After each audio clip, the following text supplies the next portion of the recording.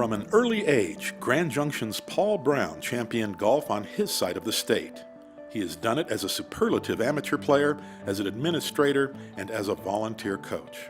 Overcoming bone disease as a child, Paul dominated golf on the Western Slope for 20 years, first as a standout at Fruita Monument High School, and then at the University of Arizona, where he earned second-team All-Pac-10 honors.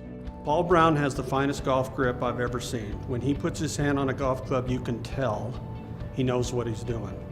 Paul was a player. He could maneuver the ball, he could hit it high, low, curve it, do whatever he wanted to with a golf ball, and I've always admired that. Paul Brown truly is one of the good people in golf and good people in the world, and he should be in the Hall of Fame, not because he's a good guy, but because of his golf game, because of his devotion to the game, because of his tremendous dedication to making the game of golf better for everybody. Paul won the Colorado West Amateur Championship 13 times and the CGA Western Chapter title 5 times from 1983 through 93.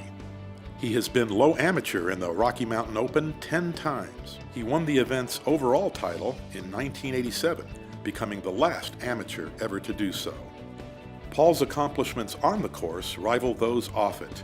He served as volunteer on the Colorado Golf Association Board of Governors for 19 years, beginning in 1981, the year he was instrumental in the formation of the CGA Western Chapter.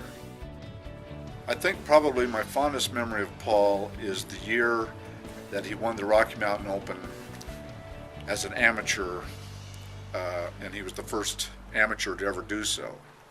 It's a tournament held in Grand Junction every year, and it has pros as well as amateurs. But obviously, no amateur prior to Paul had ever won that tournament, and I think that at least at the time, he would probably say also that that might have been his greatest achievement to that date anyway. An oil executive, Paul also serves as the volunteer men's golf head coach at Colorado Mesa University since 2010. He led a team of walk-ons to the school's first NCAA Division II Super Regional berths in 2011 and 2012. Not a lot of people know this, but Paul came over to Green Gables Country Club and took some private lessons from Paul Runyon, who everyone will remember was very slight of build and somewhat akin to Paul Brown, who's 140 pounds when he's soaking wet.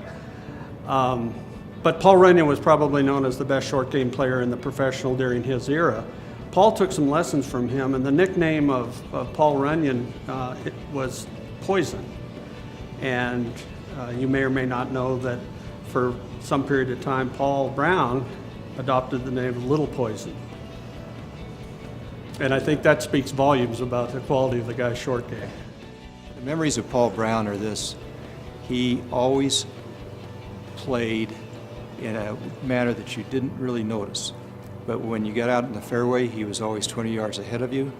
When you got to the green, he was always 5 feet closer to the hole, and he never missed a putt. And the memory of Paul is a global memory of how fine he plays even today. He also started the Colorado Mesa University Golf Foundation to raise money for scholarships. It gives the board of directors great pleasure to welcome Paul Brown into the Colorado Golf Hall of Fame.